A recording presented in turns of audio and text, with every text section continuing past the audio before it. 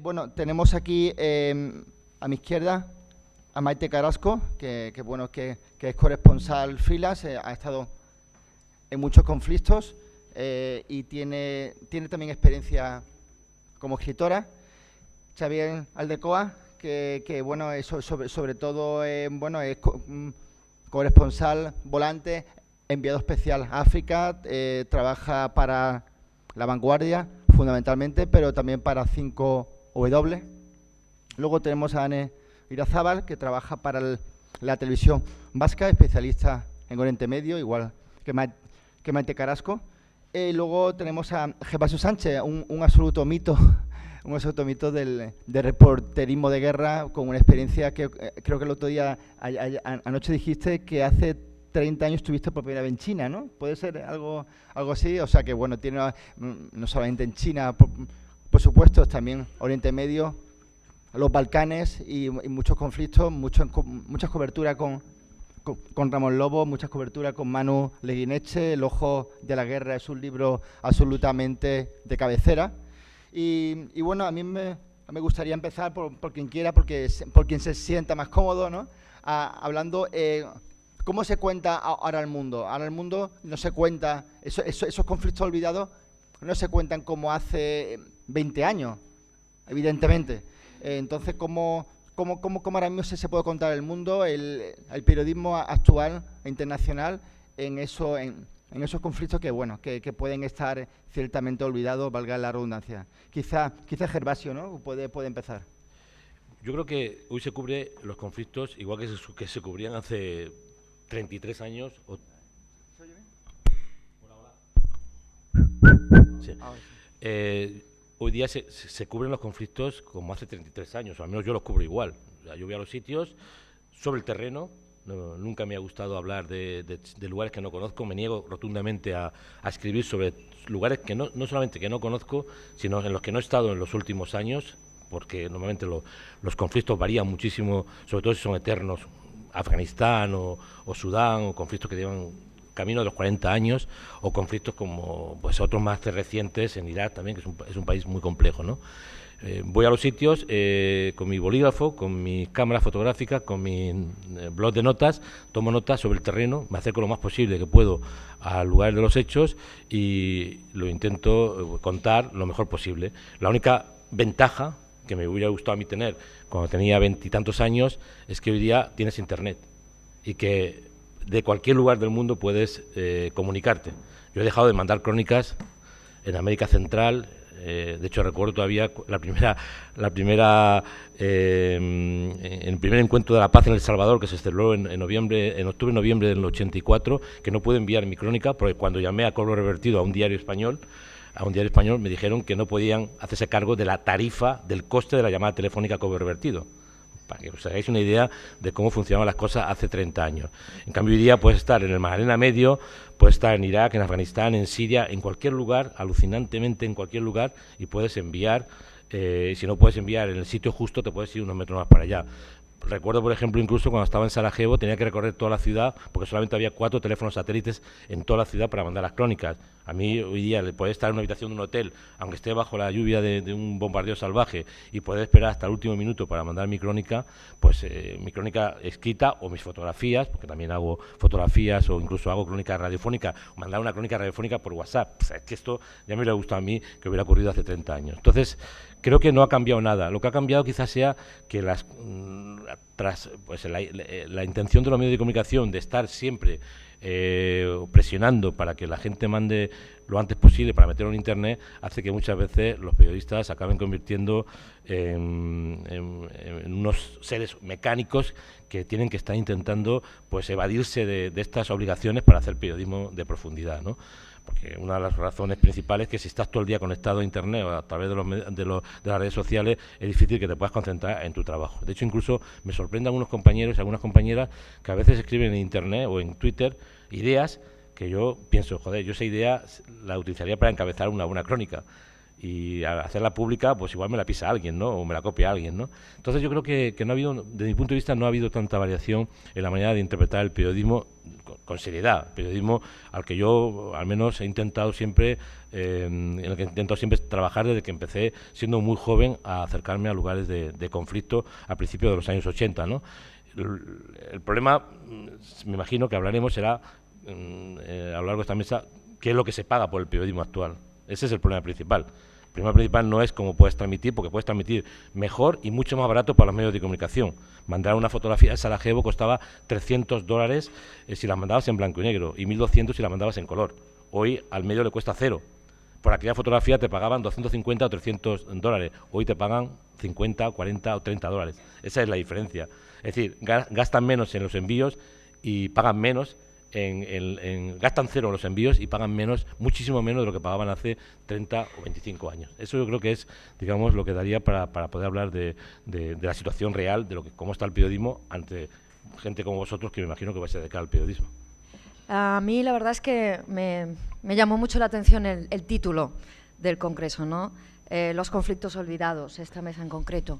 Y pensé, ¿cómo se cubren los conflictos olvidados? Pues la verdad es que yo quitaría lo de olvidados. ¿Cómo se cubren los conflictos en general? Es que ni los olvidados, ni los que están ahora mismo sucediéndose, ni los del pasado, ni los futuros, no se cubre en estos momentos, desde mi punto de vista, ningún conflicto internacional. O al menos si se cubre, no aparece en los medios de comunicación, que ese es el gran problema, porque primero tenemos que tener clientes para poder viajar sobre el terreno y saber que nos van a comprar. Yo, por ejemplo, ahora mismo estoy viviendo en Barcelona y estoy cubriendo la crisis catalana porque ahí está la noticia. Es decir, que se ha trasladado la zona de conflicto a mi casa, lamentablemente. Acabo de llegar corriendo de allí y me voy corriendo porque Puigdemont dicta mi agenda. Así que la lástima es que esos conflictos que yo he cubierto en los últimos 10 años, sobre todo las revoluciones árabes, ¿no? Yo empecé en Afganistán 20 años después de Gervasio. Afganistán todavía es un conflicto que está pues, más abierto que nunca, pero sobre todo las revoluciones árabes, que es un proceso que está en marcha, están completamente olvidadas. Oriente Medio y la crisis de los refugiados. La crisis de los refugiados, por ejemplo, pues es una de las crisis de refugiados, digamos, de desplazados más graves desde la Segunda Guerra Mundial. Y se ha olvidado por completo, ya no aparecen los medios. La gente sigue muriendo en el Mediterráneo, pero la Unión Europea ya está contenta firmando contratos con Libia, mientras Libia mete a todos esos refugiados en cárceles donde les torturan, donde sufren todo tipo de vejaciones, como documentan muy bien poquísimos reporteros que siguen trabajando allí, como por ejemplo Ricard García Vilanova o André Lión, muy pocos reporteros escritos, los fotógrafos sobre todo, y a los que le pagan agencias gubernamentales, o no gubernamentales, que están tratando de sacar aquello a la luz. Oriente Medio, donde tenemos en 3 guerras abiertas, Yemen, Siria, Irak, no se habla absolutamente nada. Son 6 años de guerra en Siria que continúa. Tenemos en Yemen a millones de niños que están muriendo de malnutrición.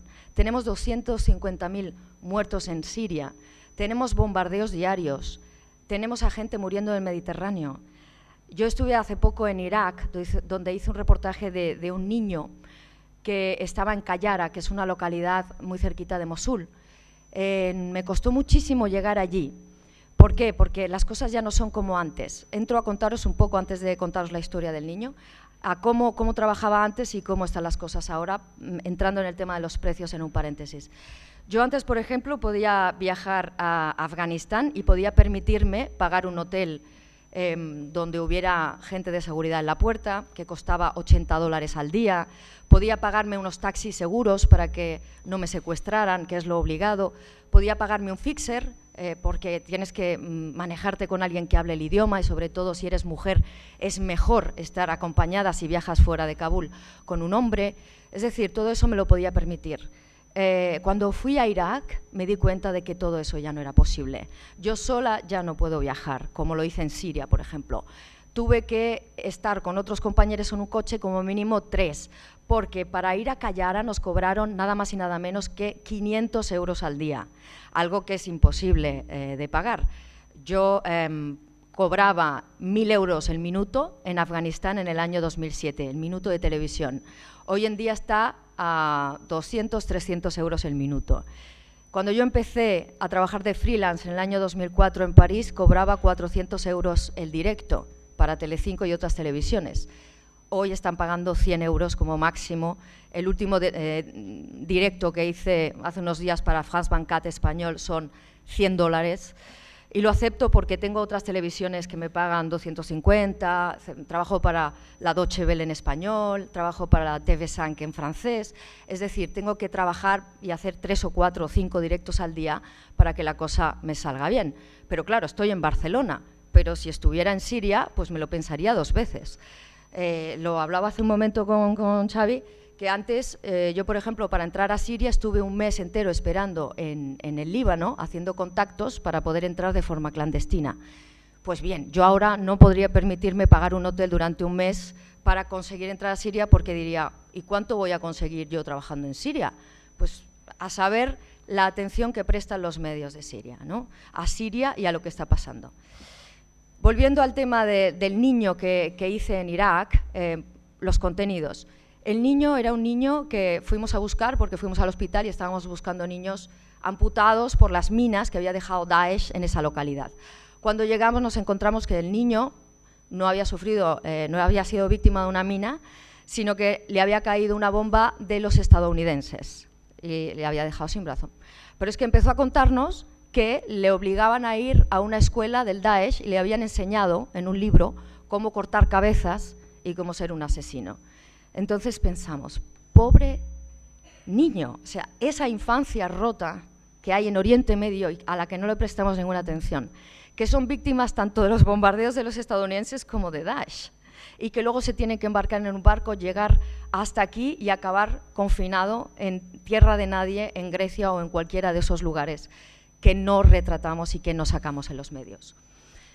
Yo creo, y luego planteo una pregunta en la mesa, los grandes problemas que tenemos ahora mismo son que nos miramos el ombligo con asuntos como, por ejemplo, el catalán. Yo el otro día estuve la sexta noche peleándome con Inda y con Maruenda, tratando de decir que echen un vistazo a lo que tenemos fuera, que echen un vistazo a Oriente Medio, que echen un vistazo a África, que echen un vistazo Puigdemont y los suyos a la gente que tiene opresión y que está reprimida y torturada de verdad, porque me parece una vergüenza cómo se apropian de esas palabras para inventar un conflicto que no existe en Cataluña.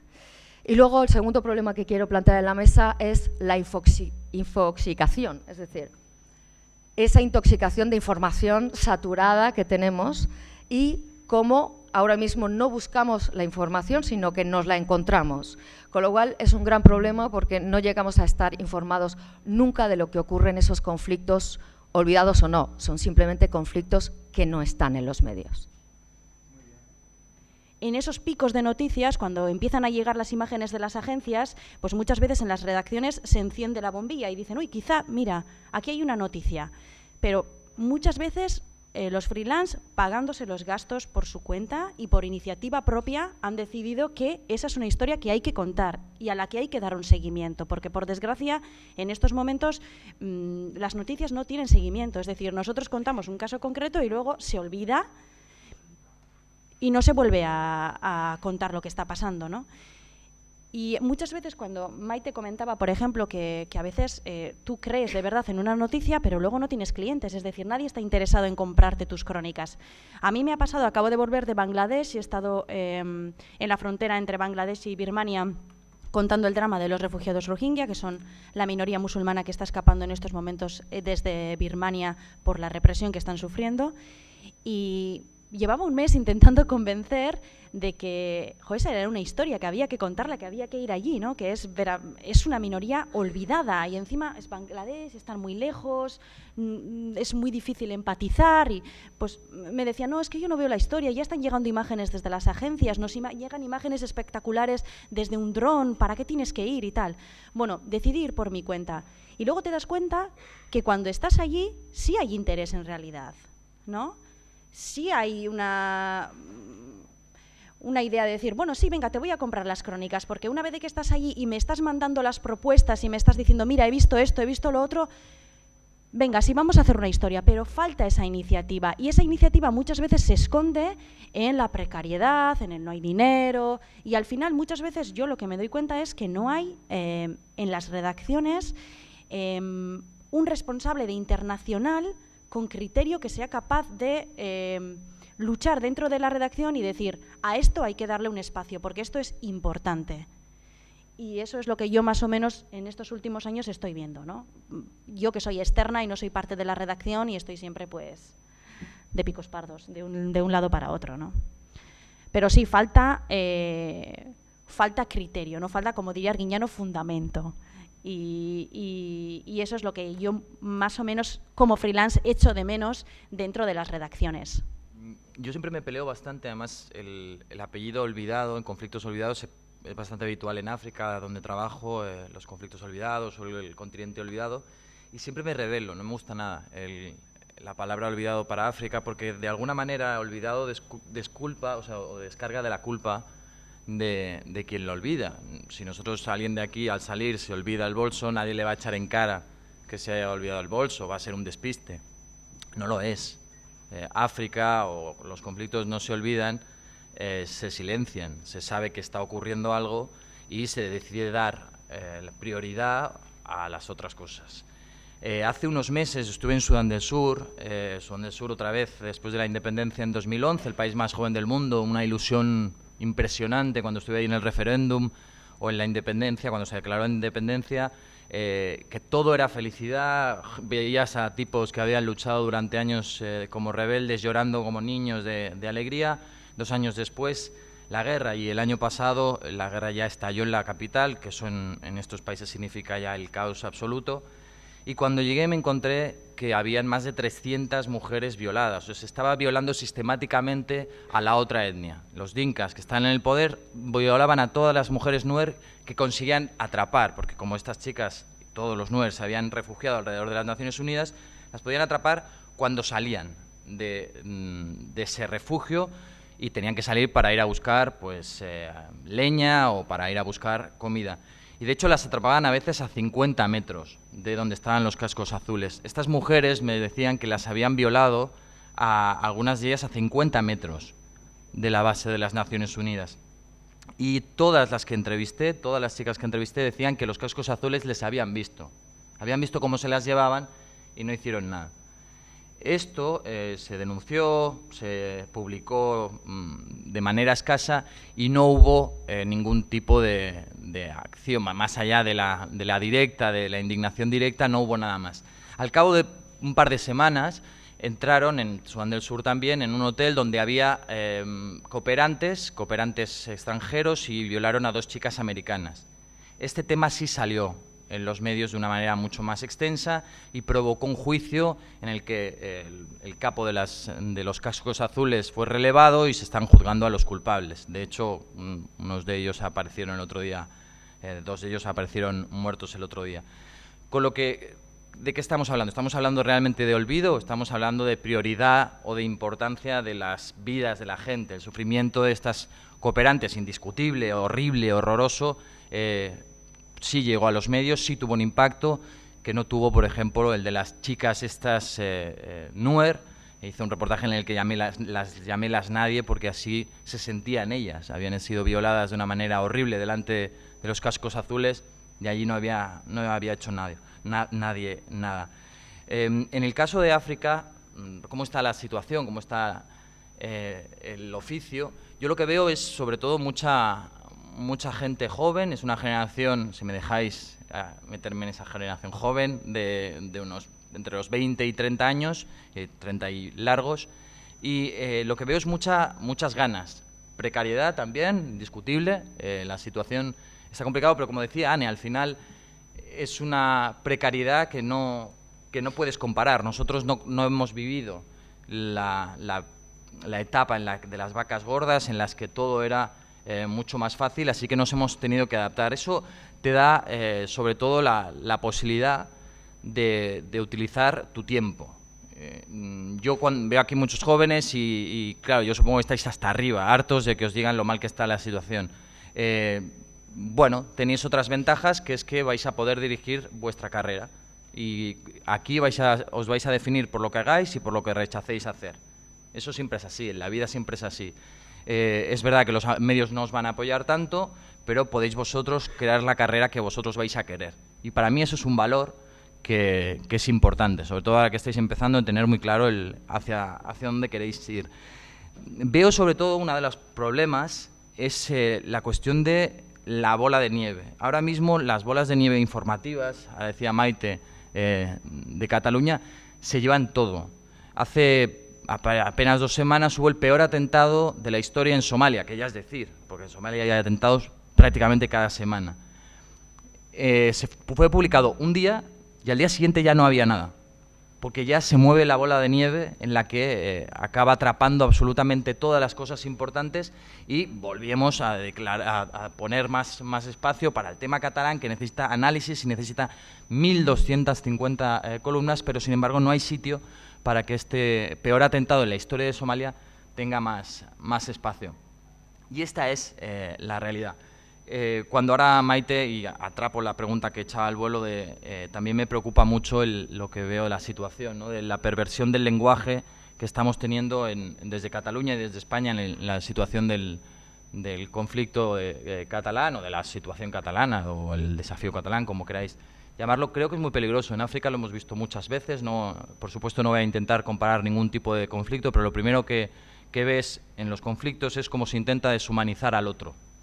Nuestro trabajo como periodistas también es crear unos puentes para que la gente se atreva a cruzarlos. Los puentes no están solo para intentar echar un vistazo al otro lado, sino a aprender a cruzarlos.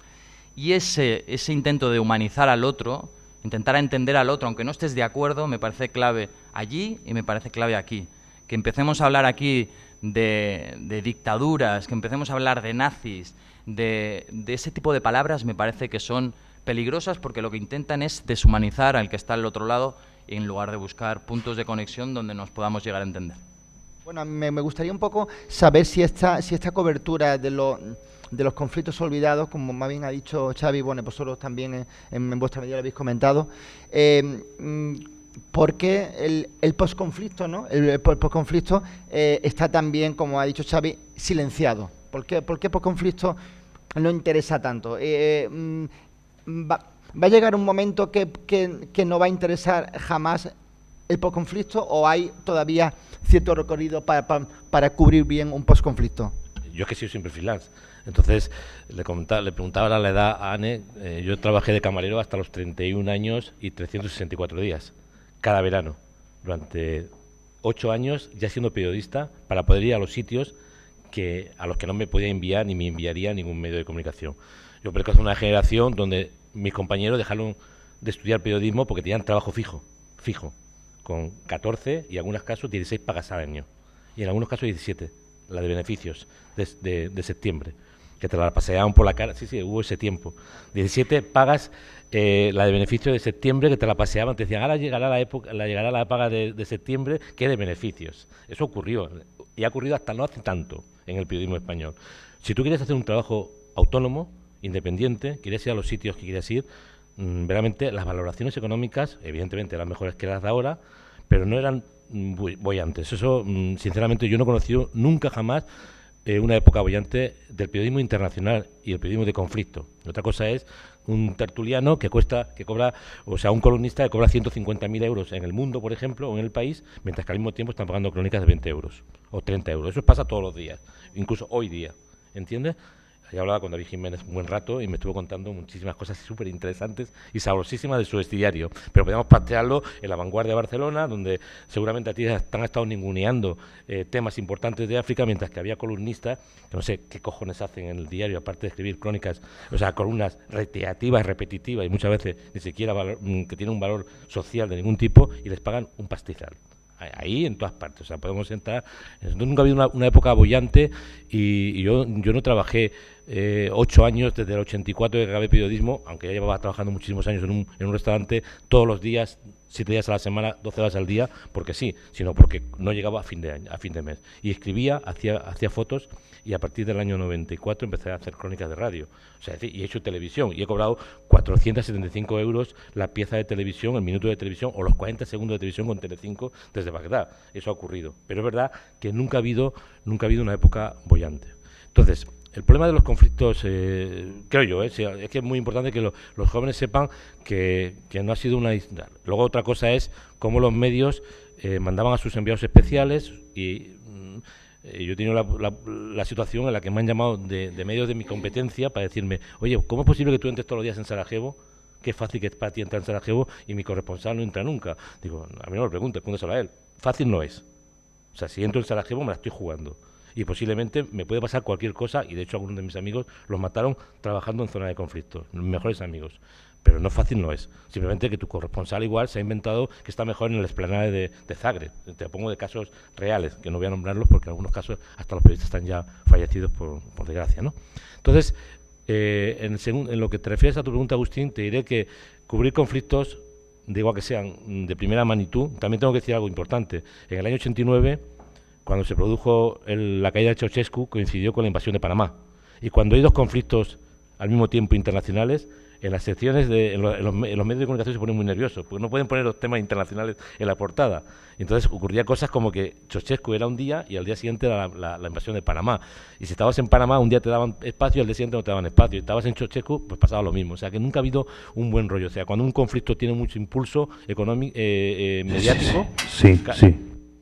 Cuando un conflicto tiene mucho impulso mediático, posiblemente estos conflictos son olvidados en los medios de comunicación. Esto pasa casi siempre. ¿Qué ocurre con los conflictos olvidados? Con los conflictos, con el posconflicto. Pues si el conflicto no se cubre, ¿cómo se va a cubrir un posconflicto? ¿Cuándo empieza un posconflicto? La guerra no acaba, cuando dice Wikipedia. La guerra de Bosnia no acabó el 19 de diciembre, o sea, perdón, el 10 de diciembre de 1925. Todavía hoy día están sacando gente de la tierra, lo están exhumando y lo están enterrando y enterrándoselo a su familia. La guerra acaba cuando las consecuencias de un conflicto se superan. ¿Y cuándo se superan las consecuencias de un conflicto? A veces décadas después. No hace falta que recordemos el conflicto español, por decir por trazar un paralelismo. Con lo cual, si las guerras, cuando están en su momento más que se puede exprimir más desde el punto de vista mediático, no se cubre o se malcubren o prácticamente no interesan más que 2 días a la semana o 2 días al mes, ¿cómo se va a cubrir un posconflicto que obliga a estar un periodista durante muchísimo tiempo para buscar historias que puedan entender qué ha pasado allí? Y además creo que es un gravísimo error y la clave está ahí. No cubrir el posconflicto da idea de que la guerra no tiene consecuencias, y la guerra tiene unas consecuencias terribles. Hoy día los Balcanes, 25 años después de empezar la guerra de Bosnia, que empezó hace ahora 25 años, ha hecho en abril, todavía se están pagando las consecuencias, sacando gente de la tierra, estrés postraumático, personas que no se hablan, personas que no han regresado a su casa. O sea, los serbios que vivían en Sarajevo no han vuelto nunca, ni volverán. Entonces todo esto hay que contarlo en un conflicto, en un posconflicto, y eso obligaría a estar periodistas meses y meses buscando historias que contar, incluso años después. Si no interesa un conflicto cuando vende, ¿cómo va a interesar un posconflicto que nunca vende? ¿No? Me comentaba María Alba Gilabert que había trabajado con unos alemanes de Bild y que estaban muy decepcionados, decía, porque no había violencia ese día. Y le decían, pero va a haber palos, y claro. Y digo, es verdad, a veces cuando estás en esos lugares, ¿no?, y te preguntan a ti, tú también piensas en eso, ¿no?, en cómo tu jefe está esperando los palos, pero una vez que estás en tu casa y lo vives con la prensa extranjera que viene a cubrirlo aquí, es realmente tremendo. Y ya para responder, si ya cojo el turno de palabra, para responderte a ti, me parece que lo que estabas explicando de las palabras es súper importante. O sea, la escalada bélica, la escalada verbal que ha habido en estos momentos en Cataluña es digna de cualquier comienzo de guerra previo a un estallido bélico, ¿no? Y no es una exageración. O sea, realmente el conseller de Exterior estaba hablando de una cuestión de supervivencia. Estaba diciendo, proclamar la independencia es una cuestión de supervivencia. Hablaban de liquidación del estatut. Estaban hablando de, no sé, de vergüenza democrática, ¿no? La vicepresidenta y incluso el rey, ¿no? Utilizando palabras muy fuertes. Y esta escalada verbal me parece que es una irresponsabilidad y es simplemente uno más de los fenómenos que estamos viendo a nivel mundial, que es pues esa desinformación. O sea, todas estas personas que están creando los discursos de esos políticos no tienen ni idea de lo que pasa en el mundo. ¿Cómo pueden llegar a llamar opresión o represión a lo que está pasando en Cataluña en estos momentos? Es que no tienen ni idea de lo que está pasando, como tampoco lo tienen los asesores de Trump o Trump mismo, o tampoco lo tiene la señora Le Pen, Marine, o Alternativa por Alemania, o bien lo que quieren es distorsionar la realidad. Y para distorsionar la realidad, nada más fácil que la desinformación. Y esta desinformación es algo que hemos venido sufriendo desde hace décadas, también gracias a Internet, que ha puesto lo suyo, y es el gran problema desde mi punto de vista, que la gente, en estos momentos hay generaciones que solo se han informado a través de Twitter y a través de Facebook, y que no han llegado a conocer en profundidad los conflictos, porque los medios llegan cuando cae la primera bomba y nos vamos cuando cae la última, y no se cubre absolutamente nada del preconflicto ni del posconflicto, como comentaba Gervasio. Por ejemplo, yo me acuerdo que en 2014, en la última guerra de Gaza, nos acreditamos 800 periodistas.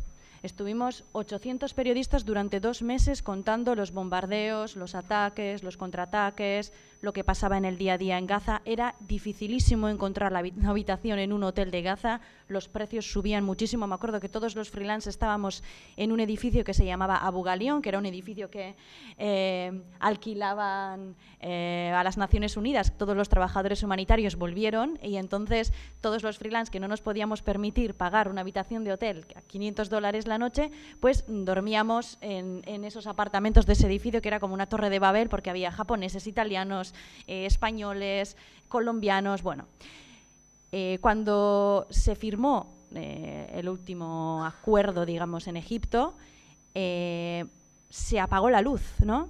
Y en estos momentos Gaza, que vive una de las mayores crisis humanitarias, que según las Naciones Unidas dentro de 3 años será un lugar invivible, yo creo que ya lo es, pero oficialmente se convertirá en un lugar invivible, con casi 2 millones de personas que viven encerradas y no pueden salir, con agua contaminada, no hay agua potable, todas las tierras de cultivo están contaminadas, pues no lo estamos contando.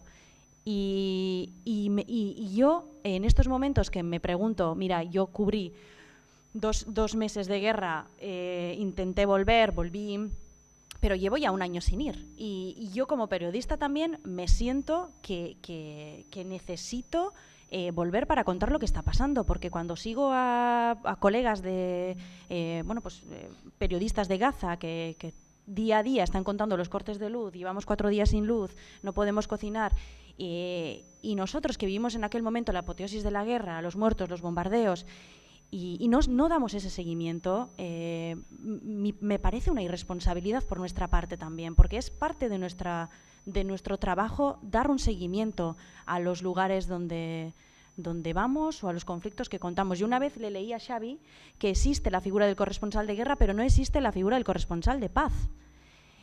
Y tiene toda la razón, es decir, es muy difícil a veces convencer de que hay que dar una continuidad a los conflictos, porque si no, el público o el oyente se pierde, no entiende lo que está pasando, ¿no? Y si nosotros tenemos que construir puentes o tenemos que ser un vehículo, es también parte de nuestro trabajo contar las cosas cuando no están todas las bombillas encendidas, es decir, cuando las bombillas se apagan y cuando nosotros somos los responsables de encender esa pequeña bombilla, ¿no?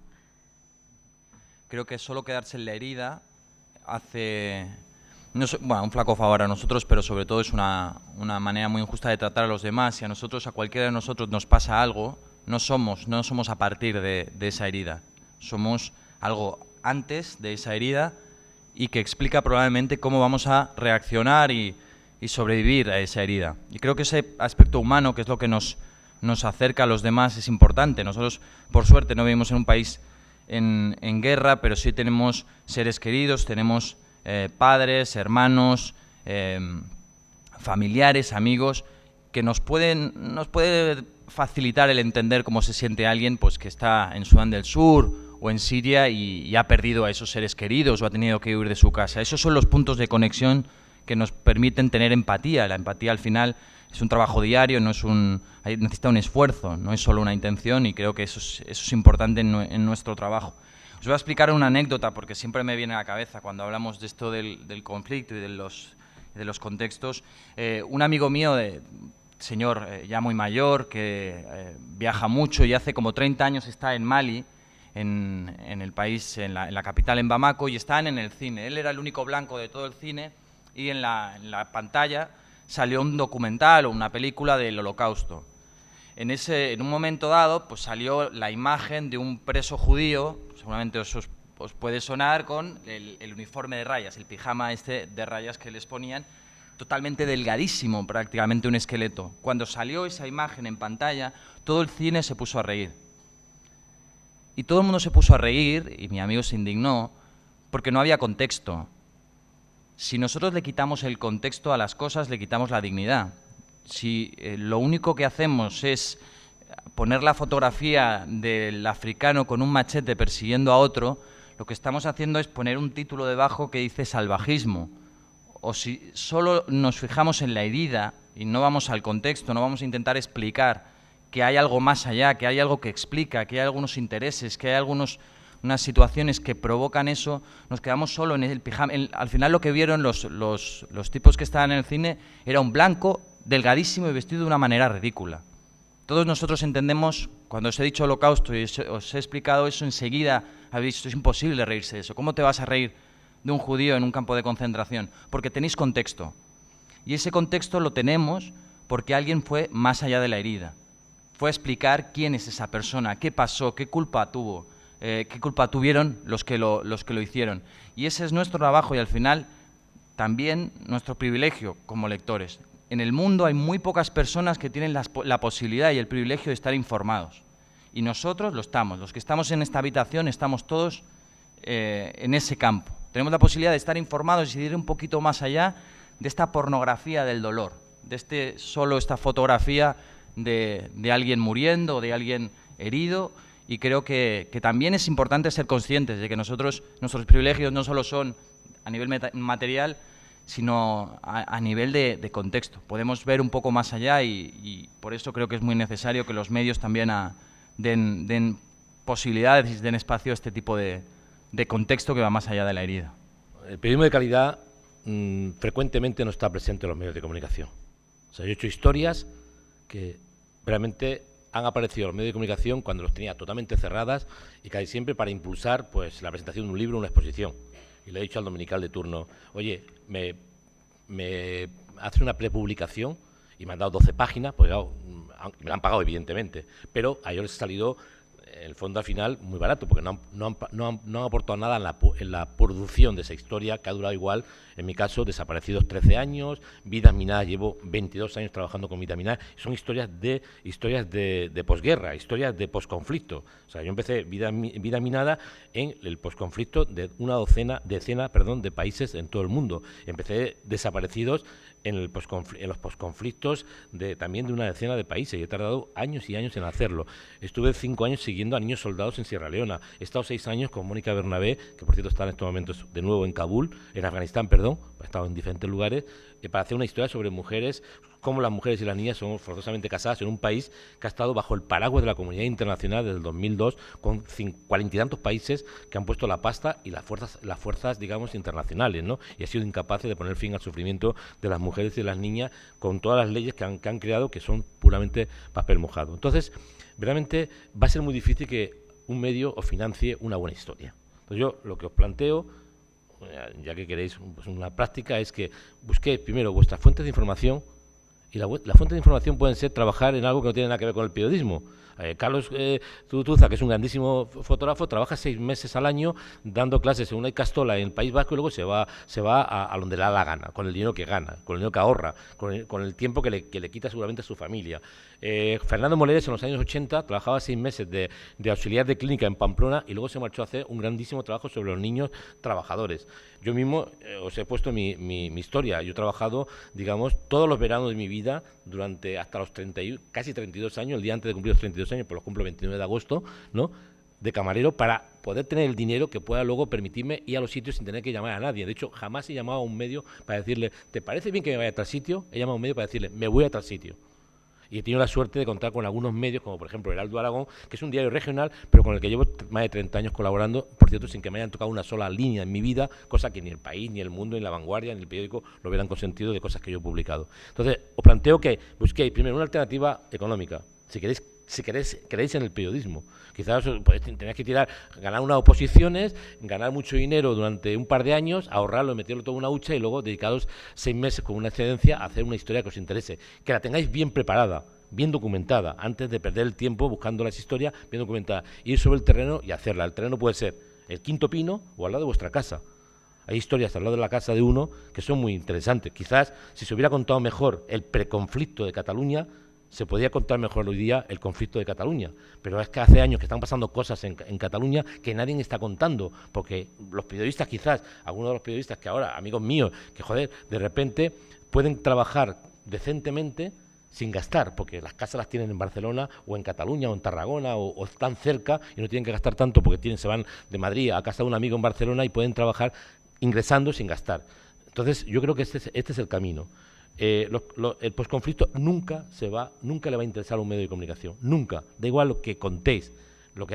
Cuidado, os diré también algo muy importante, tiene mucho que ver también con el periodismo de investigación, porque al final contar una historia de posconflicto donde estás contando la historia de mutilados por mina, de desaparecidos, de niños soldados, temas en los que yo me he especializado, obliga a hacer especializarte mucho, ir mucho a los sitios, volver y volver y volver, contactar con la gente, hacer seguimientos de historia, pues niños que son mutilados con 13 años y que los sigues durante 20 o 20 y tantos años, que te cuentan más sobre la guerra y las consecuencias de la guerra que todas las estadísticas juntas, por cierto, ¿no? Entonces, lo digo porque si no vais a salir de aquí deprimidos. Porque claro, somos 4 personas que tenemos puntos de vista totalmente distintos, pero en el fondo conocemos muy bien lo que está pasando. Y sabemos muy bien que en estos momentos el mercado, es decir, los que pagan lo menos posible. Y si lo pueden ahorrar, mejor todavía, ¿no? Y es muy difícil que esto pueda, y lo dice alguien que todavía no me tose, porque yo me puedo defender todavía. Decir, no, esto no lo pienso publicar si no es con esto. Y lo he hecho. Esta semana última, sin ir más lejos, en las 2 últimas semanas, 3 medios de comunicación me he negado a publicar historias sobre Venezuela, por cierto, que no estaba hablando de cualquier cosa, ¿no? Un país que muy poca gente conoce, porque todo el mundo ha cubierto el conflicto desde Caracas y muy poca gente desde el interior del país. Entonces, mantener un poco esa idea de, quiero hacer una historia en el periodismo, buscaros la financiación. Va a ser muy difícil que siendo jóvenes o la financie una ONG, o la financie una fundación, a no ser que ganéis una beca, pero intentar hacer una buena historia. Presentaros a las becas, presentaros a cualquier cosa que tenga ceros, 10.000, 20.000, 30.000 euros, que haya unas becas por ahí que se dan, ¿no? Y que os puede permitir arrancar una historia bien hecha. Si vosotros no respetáis vuestro trabajo, nadie os lo va a respetar. Y esto lo digo porque estoy viendo mucho últimamente entre jóvenes que acaban de terminar la carrera que con tal de firmar son capaces de trabajar gratis. Y vuelvo a repetir, si no respetáis vuestro trabajo, nadie os lo va a respetar. Yo hace poco conocí a un chaval en Italia con 25 años que empezó a hacer artículos maravillosos, escribir artículos maravillosos para un periódico nacional italiano gratis. A partir del 10º artículo se le ocurrió pedir al jefe de Internacional que quizá tendrían que empezar a pagarle por los artículos. Y el jefe de Internacional empezó a publicar artículos de otro joven que estaba dispuesto a firmar el artículo gratis. Y esto lo estoy viendo mucho últimamente entre periodistas que se acaban de licenciar y que, bueno, con todo el derecho y la ilusión del mundo, pues quieren viajar y empezar a firmar y hacer artículos. Y cuidado porque siempre vuelve y es un efecto boomerang.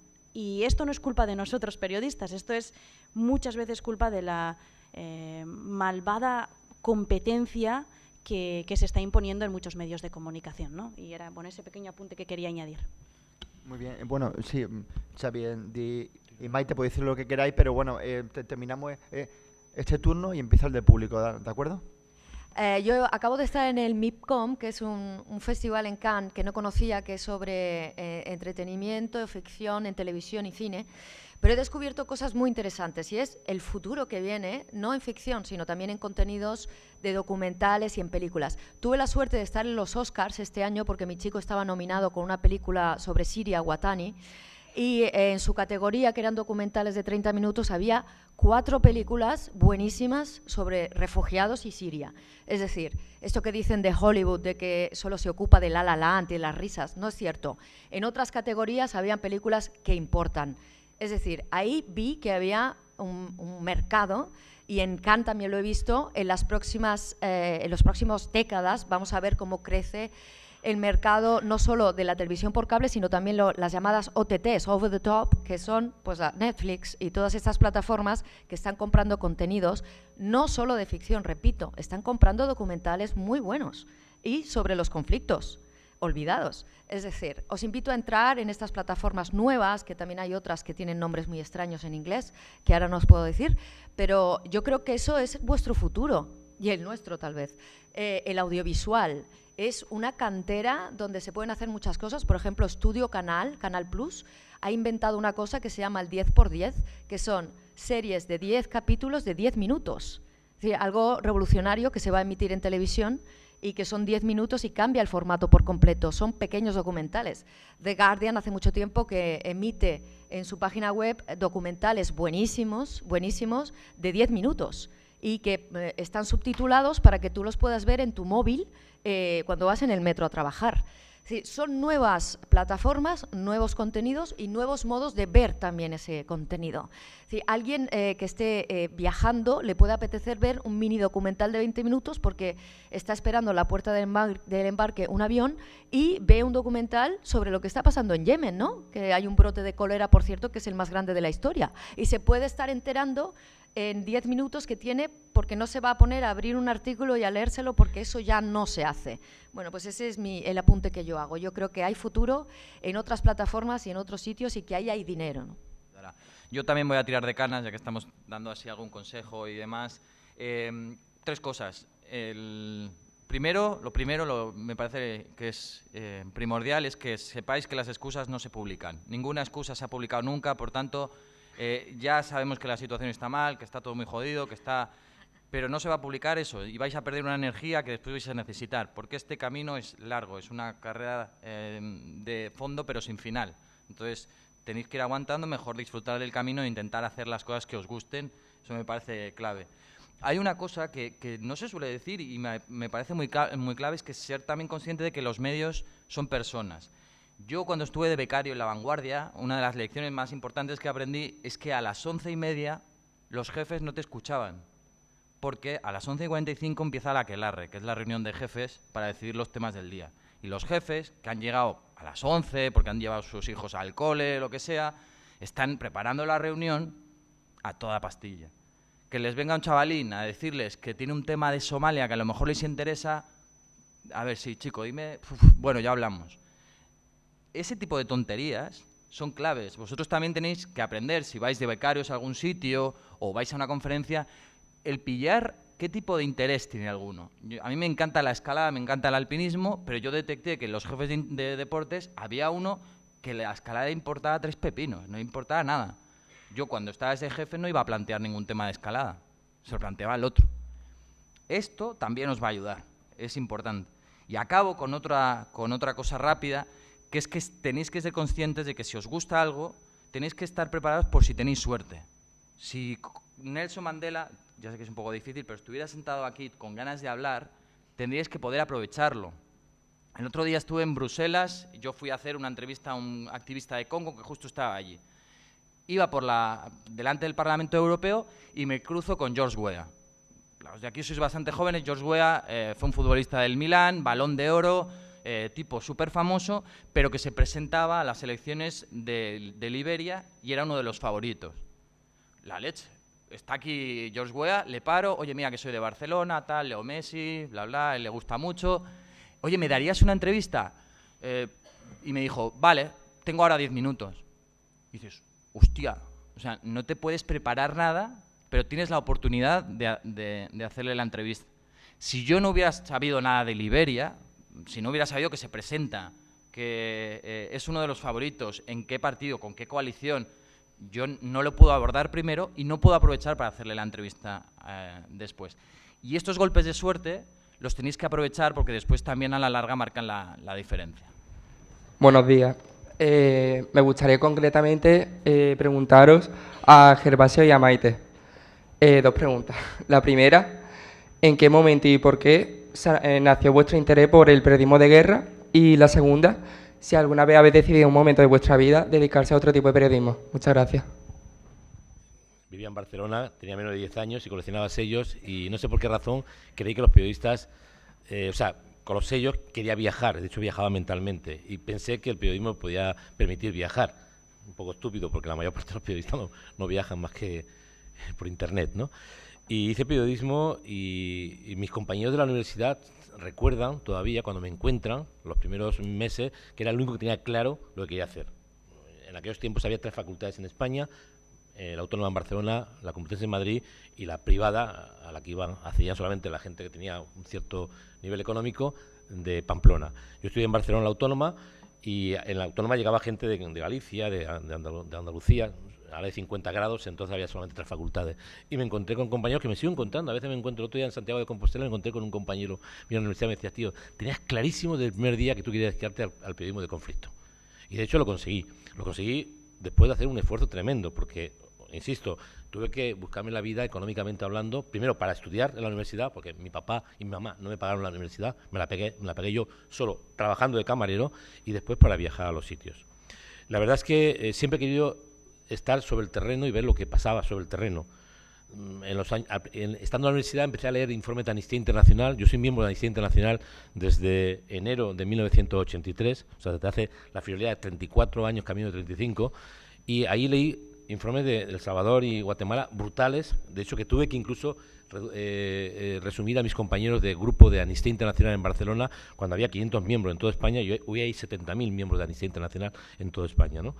Y me fui a El Salvador y a Guatemala en el 84 para ver con mis propios ojos si lo que había leído en esos informes, que era devastador, era verdad o estaba inflado. Y de hecho me encontré que no solamente era verdad, sino que en realidad era todavía peor que los informes que en realidad estaban hechos pues fríamente, incluso relatando historias brutales de violaciones, de fosas comunes, de mujeres y niñas violadas sistemáticamente por paramilitares, por todos los actores armados, como ha ocurrido en la inmensa mayoría de los conflictos armados de América Latina y de todas partes, ¿no?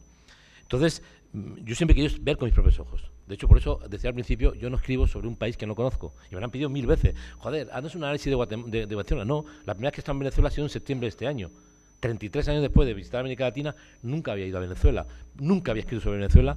Y no había ido a Venezuela porque en los años 80 Venezuela era un país muy corrupto, con 2 partidos, para entendernos, un PP y un PSOE, o sea, un Partido Demócrata Cristiano y un Partido Socialdemócrata, extremadamente corruptos, con Caracas, no ahora, sino ya entonces era la segunda ciudad más violenta de América Latina después de Río de Janeiro, y donde lo más importante que ocurría era que por qué las Misses de Venezuela ganaban los concursos internacionales de belleza.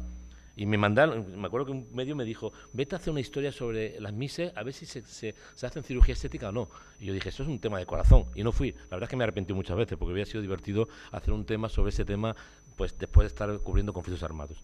Entonces, siempre he querido hacer ese tipo de cosas. Tú me dices, ¿ha habido momentos de crisis? Sí, yo en el año 91, hasta la primera guerra del Golfo, que estuve un mes y medio cubriendo el conflicto en Israel, que para España, para el Estado español fue un momento muy curioso, porque habían nacido las televisiones privadas y estaban todas las televisiones autonómicas con equipos. Madrid tenía 3 equipos solamente en Israel, Televisión Española 3 equipos, y no hacían más que mierdas, porque te obligaban a estar en directo, que te impedía ir a los sitios a verlos, ¿no? Entré en crisis y estuve a punto de abandonar el periodismo de conflicto, a punto de abandonar incluso el periodismo, pero posteriormente, me acuerdo que en mayo del 91 me fui a Perú, estuve un mes en Perú cubriendo el cólera, que fue brutal en Perú, y volví a recuperar un poco las energías para seguir con el periodismo. Sé que me gustaría hacer otro tipo de periodismo. Me gustaría viajar por el mundo, conocer los 100 países que me falta por conocer, porque conozco 107 países. Me gustaría hacer otro tipo de periodismo más suave, más tranquilo. Me gustaría hacer periodismo deportivo, ser un buen periodista cultural, un buen periodista social, un buen periodista de viajes. Me encanta viajar, pero al final te acabas especializando en un tema. Yo lo que sí te puedo decir es que he variado mi ruta, mi hoja de ruta. Yo en los 80 hacía periodismo de conflicto puro y duro, muertos, lo más visible de la guerra, que son los muertos, los heridos, los combates, los bombardeos, los entierros. Ahora me dedico más a contar las consecuencias de la guerra a largo plazo, cómo afectan a las sociedades y cómo las sociedades quedan atrapadas en la guerra por décadas. Porque creo que estudiando las consecuencias de la guerra podemos en el futuro evitar otras guerras. Lo digo entre comillas porque la verdad es que soy bastante pesimista en ese sentido. Fui corresponsal en París durante 2 años y después corresponsal en Rusia, 1 año y medio. Y cuando estaba en Rusia estalló la guerra de Georgia contra Rusia en el Cáucaso. Y entonces yo ya era mujer orquesta, grababa, editaba, lo hacía todo yo sola, y entonces me planté allí. Y mientras estaban todos en el Carlton, en Tiflis, yo estaba en un hotel encima de una pizzería que valía creo que 10 euros la noche. Y ahí empecé pues, a grabar sola, yo hacía directos. Recuerdo que una persona de la televisión alemana decía: jo, Maite, tú haces el trabajo de 6 personas, estamos aquí un equipo de 6 y tú estás haciéndolo todo sola, ¿no? Pero en aquel entonces yo ya no podía pagar a un cámara, por lo tanto tenía que grabar yo misma. Y cuando estuve en las primeras trincheras y vi a los primeros cadáveres, pues me di cuenta de que tenía la oportunidad de hablar con la gente en primera persona, que aquello era el periodismo de primera mano, en el que puedes realmente hablar con los testigos de la historia y eres realmente primer cronista de la historia. Y a raíz de ahí me interesó muchísimo y me di cuenta, cuando fui escribiendo mis libros, de que había algo más allá en mí que me llevaba a las guerras, porque todos tenemos una segunda parte, ¿eh? Todos los corresponsales de guerra tenemos un porqué personal, porque si no, realmente es muy loco las cosas que podemos llegar a hacer, o yo, en mi caso, de meterte en un túnel, por ejemplo, 3 kilómetros para entrar por debajo de las tropas de Al-Assad a un sitio donde están cayendo bombas, ¿no?, sin parar. Es decir, yo me di cuenta de que tenía un conflicto en mi cabeza que tiene que ver con la historia de España, ¿no? Mis 2 abuelos estuvieron en la Guerra Civil Española, uno de ellos se volvió loco después de la guerra, y yo siempre, claro, toda la Guerra Civil Española yo creo que tuvo consecuencias durante generaciones, ese silencio, ¿no? Yo nací en el 74, no viví la dictadura, pero sí viví el peso de lo que fue el después, los silencios en mi infancia, el no dar la historia de España en el colegio, ¿no? Cuando llegaba la Guerra Civil siempre se la saltaban, o sea, no llegamos nunca a saber. O sea, yo los primeros libros que he leído sobre la Guerra Civil, pues fue Hemingway, ¿no?, y los extranjeros.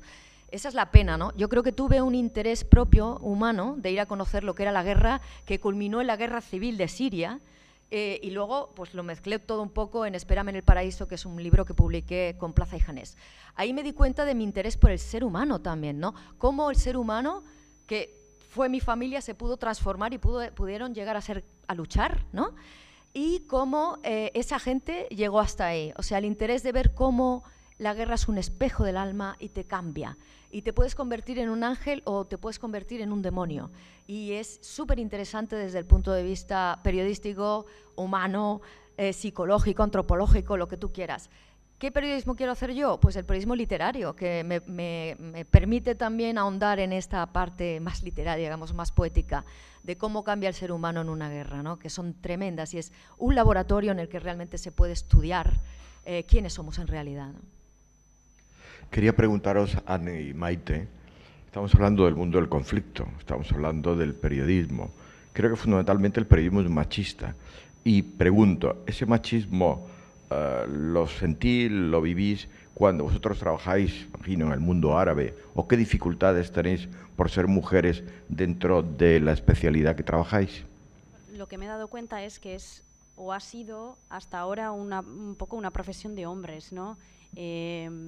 Y veo en las nuevas generaciones que sí hay un boom de mujeres, de chavalas jóvenes que acaban de terminar la carrera y que deciden empezar a trabajar en zonas de conflicto, pero también creo que es una especie de burbuja, porque cuando llegamos a una edad, esto quizá, no sé si Maite yo creo que las mujeres inconscientemente nos sentimos obligadas a elegir, ¿no?, algo que a los hombres no les sucede. Yo veo muchas jóvenes, es verdad, periodistas, hasta los 35 años, pero a partir de los 35, 40, o cambian de vida o deciden renunciar a ciertas cosas para seguir haciendo la vida que hacían antes. Y entonces es verdad que el hecho de que haya mujeres periodistas cada vez más cubriendo zonas de conflicto es verdad, pero al mismo tiempo es una burbuja falsa. Y en cuanto al trabajo en Medio Oriente, Mira, yo los únicos problemas que he vivido yo han sido no de violencia. Es verdad que, por ejemplo, en Tahrir, cuando estaban en los días más fuertes de las protestas o en la post-revolución, el golpe de Estado, toda la época oscura que vino en Egipto después del golpe de Estado del 2013, quizás sí tienes que tomar ciertas precauciones, ir acompañada al centro de la plaza, pero yo los mayores problemas que he tenido, y esto igual quizá estos días está bastante de moda este tema, y donde me he sentido menos respetada es a la hora de ir a entrevistar a alguien y ver que no te está tomando en serio. Es decir, que mientras tú estás haciendo tu trabajo y te has preparado la entrevista y estás haciendo las cosas como tienes que hacer, notas que la otra persona o te invita a cenar o intenta tontear contigo, ¿no? Y esa falta de respeto, para mí, es una de las mayores síntomas de violencia, o sea, quiero decir, porque al final no es que te hayan tocado el culo o te hayan dicho o te hayan insultado mientras estás caminando por la calle. Yo he vivido 3 años en Egipto, cogía el metro todos los días y yo, bueno, es verdad que a veces hay vives ciertos momentos de tensión, pero bueno, yo creo que los podría vivir también en Roma, que cuando voy por la calle me dicen cualquier cosa a veces, y con eso no lo estoy justificando, ¿eh? Pero yo, donde menos respetada me he sentido ha sido en esas esferas en el que no te sientes respetada por el trabajo que estás haciendo, ¿no? Y se aprovechan del hecho de que tú seas mujer para probar otras cosas. Yo, la verdad es que cuando empecé en Telecinco en el 99 me llamaba mucho la atención porque no me di cuenta entonces, ¿no? Pero siempre que llegaba a un sitio, hola, venimos a entrevistar a tal, llamaba a la secretaria, ya está aquí la chica de Telecinco, ¿no? Cuando iba un compañero decían, un periodista de Telecinco está aquí. Yo siempre he sido la chica, ¿no? De Telecinco. El otro día, por primera vez, con 43 años, en un directo que hice para 4, la presentadora me llamó de usted. Por primera vez dijo, usted, señora Carrasco. Y bueno, mira, se me pone el vello de punta. La verdad es que es bonito ver este avance y está avanzando las cosas. Estuve en Brasil el otro día en una rueda de prensa, perdón, una conferencia de la Folia de Sao Paulo que me invitó, y entre el público siempre hay preguntas para las mujeres, ¿no? Y entonces la pregunta fue pues la clásica, ¿cómo lo haces para ser madre y reportera de guerra? Y entonces dije, mira, a mi lado tengo a un compañero y a otro. Le podemos preguntar si es gay, si tiene hijos, si está casado. Le podemos preguntar al de al lado, pero no lo vamos a hacer. Bueno, pues yo digo, como la primera ministra neozelandesa, no voy a hablar de mis capacidades de reproducción con nadie, ¿no? Ni tengo que hacerlo en público, ni siquiera con los amigos que yo quiera. Pero creo que hay un avance por ser positiva en todo esto y creo que esta mesa es un ejemplo. Cada vez hay más mujeres en las mesas redondas, cada vez hay más mujeres sobre el terreno. Yo creo que ha cambiado mucho la mentalidad que había hace 50 años y que, vamos a otra cosa, que los musulmanes que están sobre el terreno informando están acostumbrados a ver a mujeres occidentales que vienen a hacerles entrevistas cada vez más y también, salvo lugares muy remotos, y también están los compañeros, pues, obviamente en otras mentalidades que no eran las de antes, ¿no? Por lo tanto, yo creo que hay un avance y que se ve poco a poco. Yo soy padre de 2 niñas y mi compañera es periodista. Las barreras tienen que saltar, no las mujeres, los hombres también, porque yo, por ejemplo, viajo muchísimo por el continente africano, pero ella trabaja igual. Y además, cuando yo estoy fuera, se tiene que encargar de cosas de las niñas. Creo que es importante que seamos conscientes de que esto es bidireccional, que si hay que saltar barreras o hay que bajar barreras, tenemos que hacerlo entre todos. Yo cuando vuelvo a casa tengo que compensar de alguna manera todo el tiempo que he estado fuera, y esa sensación de que es un trabajo compartido, el de educar a los niños, creo que es importante que empecemos a verlo no como una pregunta hacia las mujeres de cómo lo lleváis, sino pues cómo ayudas a que tu trabajo no afecte a tu vida familiar, porque al final esto es un trabajo de 2 o de más, en caso de que la familia sea amplia. Cada año el programa, lo primero que tengo que buscar es, joder, quiero mujeres en el programa, ¿no? Y lo digo por todas partes. Este año me ha hecho mucha ilusión que entre los 8 becados hubiera 4 becados mujeres y 4 becadas mujeres y 4 becados hombres. El año pasado fueron más mujeres que hombres. Incluso en los últimos 10 años, no todos los años, pero casi todos los años hay en lo que es el aspecto de fotografía de todo tipo de estilos, ¿no? Estoy seguro que llegará un momento en que un hombre lo va a tener más difícil para ser becado que mujer, como va a tenerlo más difícil, sobre todo en listas de premios que se están desarrollando, porque cada vez hay más mujeres en el mundo del periodismo. El periodismo español, yo recuerdo cuando me preguntaban al final de la guerra de Bosnia, que acabó en el año 95, según Wikipedia, quién eran los mejores periodistas que cubrieron la guerra de Bosnia, yo siempre nombraba 3 mujeres anglosajonas. Cristiana Manpur de la CNN, Corinne Dufka de Reuters como fotógrafa y una periodista que se me ha olvidado el nombre, perdonad, que era del Guardian. Para mí eran las 3 mejores coberturas que hicieron de la guerra de Bosnia entre el año 92 y el año 95 fueron de 3 mujeres anglosajonas. En aquellos tiempos había muy pocas mujeres en el periodismo español. Si no recuerdo mal, pues la única que realmente habitualmente iba a cubrir el conflicto de los Balcanes era Ángela Rodicio de Televisión Española con su cámara, ¿no? O sea que realmente que formaba un equipo. De hecho vivían los dos en Budapest, ¿no? No lo digo porque ella fuera, sino que tenía un equipo de Televisión Española que vivía en Budapest.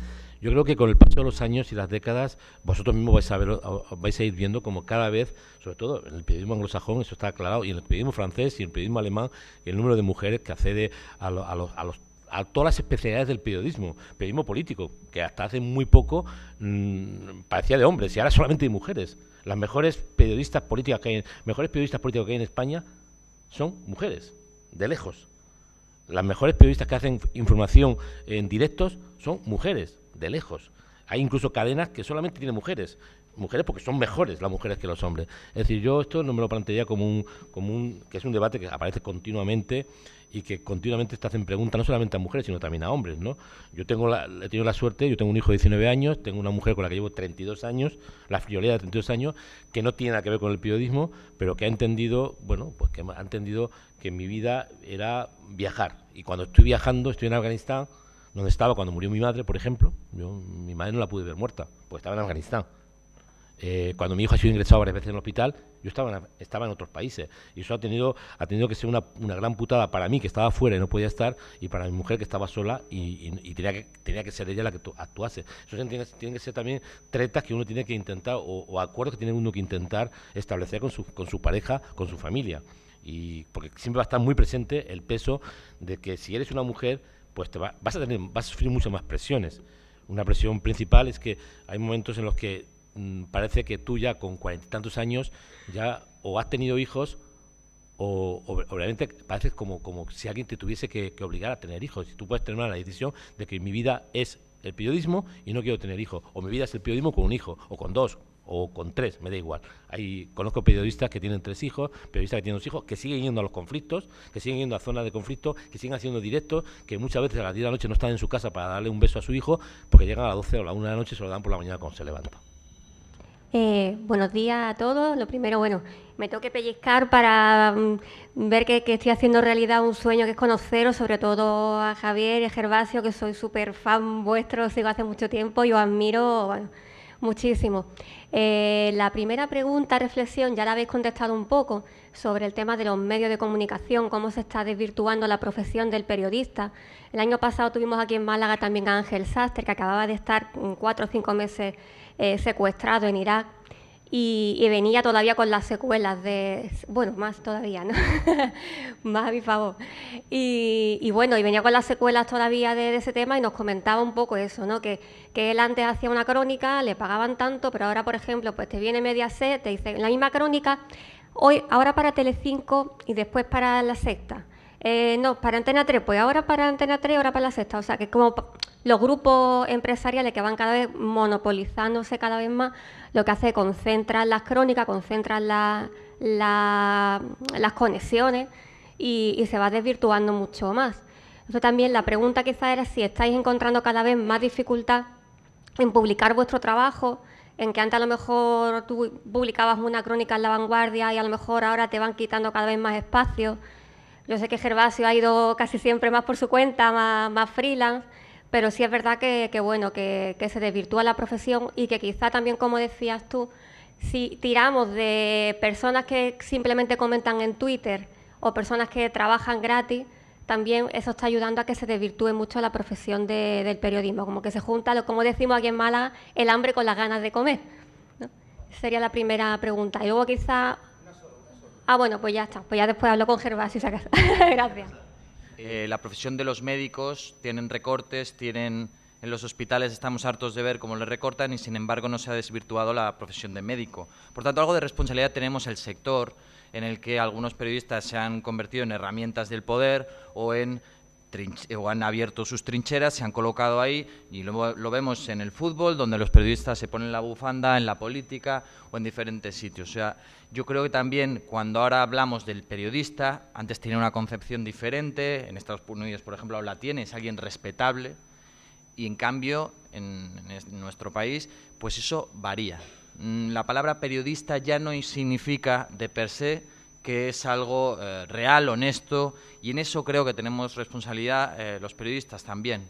Tenemos que defender nuestra profesión y tenemos que defender la respetabilidad, no de palabra, sino con nuestros actos. Y cuando se vea a alguien que utiliza el periodismo o se pone la bufanda del periodismo para su causa, denunciarlo y no quedarnos callados. Vamos a ver, yo hace 15 años mi mesa laboral se apoyaba en diferentes patas. La pata periodística, es decir, mi relación con los medios era de elefante. Es decir, si me quitaban de repente la pata de la mesa, me la tumbaban abajo. Sí, de repente los medios con los que yo colaboraba en aquellos tiempos, como hoy día también, el Heraldo de Aragón, la cadena SER, La Vanguardia, algunos otros medios con los que suelo colaborar, decidían a Gervasio, que es un cabrón, nos lo vamos a quitar del medio, me jodían vivo. O sea, me partían por la mitad. Hoy día la pata es de cigüeña. O sea, mi vinculación, mi relación directamente con los medios ha decrecido a un ritmo trepidante, al punto de que yo me puedo permitir el lujo hoy día de decir, no, o me pagáis tanto, que es lo que me pagabais no hace 10 años, porque de hecho han ido bajando las tarifas, me pagasteis el último reportaje. De hecho, hace 2 semanas se lo dije a la gente del magazine, disculpad, yo no quiero que me paguéis lo que me pagabais hace 8 años, 7 años, 6 años, 5 años. Pero sí lo que me pagabais hace 2 años. No voy a aceptar ni una baja. Porque tú le dije al director, al directivo, le dije, a ti no te han bajado el salario. La mitad. A la mitad. Lo siento mucho. No se va a publicar. Lo dije claramente. Y yo llevo colaborando con el magazine La Vanguardia desde el 2001. Estamos en el 2017. O sea, hace 16 años que dejé el diario El País, de colaborar con el diario El País, para pasarme al magazine de La Vanguardia. Es decir, la pata es de cigüeña. Porque todo esto que está ocurriendo en estos momentos empezó antes de la crisis. Es que la obsesión que tenemos es creemos que toda la mierda, todo lo que ha caído en picado es por la crisis. No. Empezó, la crisis principal del periodismo es de identidad. Y empezó cuanto más dinero se ganaba en el periodismo. Cuando más se establecían alianzas con el poder político y el poder económico, con los poderes fácticos, al punto de que los medios de comunicación empezaron a perder de manera acelerada la independencia, si alguna vez la tuvieron, cosa que yo dudo muchísimo, ¿no? Desde los años de la transición. Ahí empezó el problema. Cuando los medios de comunicación llegaban a acuerdos con empresas periodísticas, con empresas económicas, con grandes bancos o con políticos, al punto de bajarse los pantalones directamente y publicar lo que les interesaba. Y dejaron de funcionar como empresas independientes. Y los directivos que iban subiendo en el escalafón eran cada vez más pusilánimes, en general, salvo excepciones. Y mucha gente que tenía una posición independiente o crítica fueron apartados en los seres, en todo. Pero no solamente en los últimos seres, sino ya esto pasó entre el 2002, 2003, 2004 y 2010. Con la crisis todo esto se ha incrementado y se ha agravado al punto de que mucha gente se ha ido a la calle, etcétera. Entonces, cuidadito, porque a veces creemos que las crisis tienen que ver con motivaciones económicas. Y para mí la crisis principal del periodismo español, la crisis gravísima, de la que no saldremos nunca, es la crisis de identidad. Hemos perdido algo que era fundamental en el periodismo, la confianza de los lectores, la confianza de los televidentes, la confianza de los oyentes, de no creer que los periodistas somos personas independientes. Y esto a mí me produce un gran dolor, porque mis mejores amigos están muertos ejerciendo el periodismo con mayúsculas. Ejerciendo el periodismo con mayúsculas. Ha sido por culpa de una pequeña fracción de periodistas que están colocados en las cúspides, no solamente las cúspides económicas, sino las cúspides que dirigen los medios, que se han vuelto totalmente de acuerdo con el planteamiento de intereses mercantilistas. Y si hoy hay que hacer la ola a tal partido porque nos está subvencionando tal cosa, o porque hay una relación entre la poderosa señora que dirige un partido con una compañía de teléfonos porque estamos estamos intentando solucionar un problema de deuda, nos bajamos los pantalones. Y si en otra zona nos subvencionan la edición catalana y tal, y tenemos que hacer la ola a tal sitio, lo hacemos. Y esto ha ocurrido de manera generalizada en el periodismo español. solo un apunte. La cúspide de todo esto es la cobertura de la crisis catalana. Perdón que cierre con esto. Pero me parece que aquí se ha visto cómo los medios de toda la vida que eran oposición a Rajoy, de repente con la crisis catalana, es que ha habido cero oposición a Rajoy en los medios nacionales. Tanto televisión como prensa. Es vergonzoso el partidismo de los medios y se le ha visto el plumero a Prisa, comenzando por Prisa, y al resto, o a La Sexta, o a muchos otros que antes se decían oposición. Es una vergüenza. Y terminando, los dos únicos periódicos que yo me quito el sombrero ahora mismo son el Periódico de Cataluña y La Vanguardia, que son los únicos que están publicando cosas de un lado y de otro. Muy bien. Pues muchísimas gracias.